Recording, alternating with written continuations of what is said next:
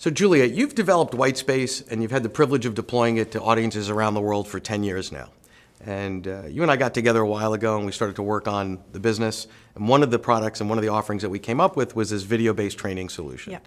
So it took us a while to figure out what that would be and what it would look like and all those kind of things. And we worked on it. And here we are today at the end of a very long day in a pretty cool studio. Yeah. Yep. And we did the first round of video. So we sort of kind of gave birth today. Mm-hmm. And I want to get a sense of what was it like? What was the experience like? Not just from the production side, but getting to where we are today to get it out in little chunks there. Sure. So the scripting process was actually really fascinating to take the content, which is flexible and modular and moves differently from keynote to keynote, and kind of make it stand still by scripting it, by thinking through and making sure that every single module had a teaching point and had a call to action and had incredible precision. I actually think it was really great for the content. That's great. So from a content perspective, it forced you to sort of get it really clear? Yes. That's cool. And tell us about the production side of it. What was today like? It was a learning curve for me. I hadn't done prompter before, so that was a learning curve, and it's a long, arduous day of incredible focus. But it's also really fun because while you're doing each video, you know it's frozen in time, and now it can be shared and shared and shared. So as each one goes, it was very exciting.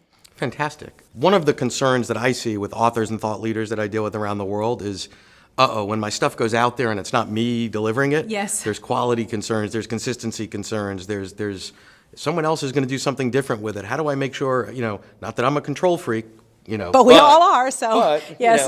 How do we do that? So how do the videos make you feel relative to the quality and the consistency that, in terms of how people will experience the learning? I think it gives you control in the good way, because there is an element of quality control. When you have a product that you care about, you want to make sure it's deployed with consistency. And so when I'm on camera, I know that my delivery, my inflection, the way I care about the content is going to come across. And if someone else is saying the words, I can't guarantee that. So you're a business owner too. You're a CEO, you're a founder. You've got your priorities, you're a mom.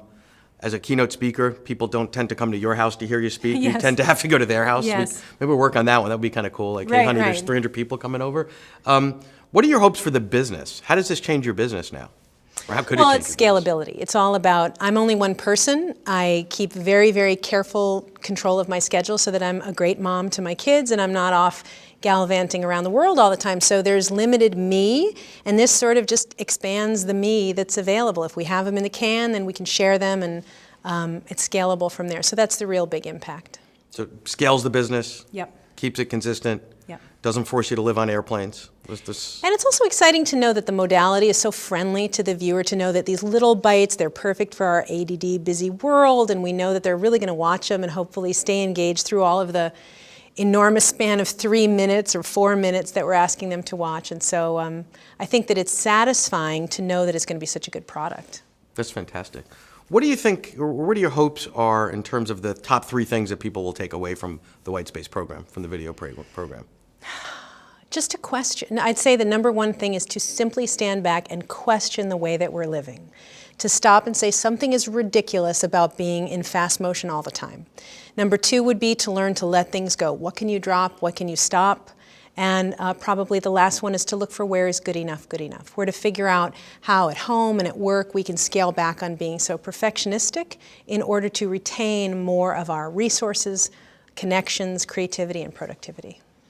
And that's both at home and in the workplace, yes. obviously. I mean, our business is at work, but WhiteSpace is very, very important at home. Great. Well, thanks for today. Thank you. Thanks for everything. All right. And this rocked. Thanks, Peter. Thank you.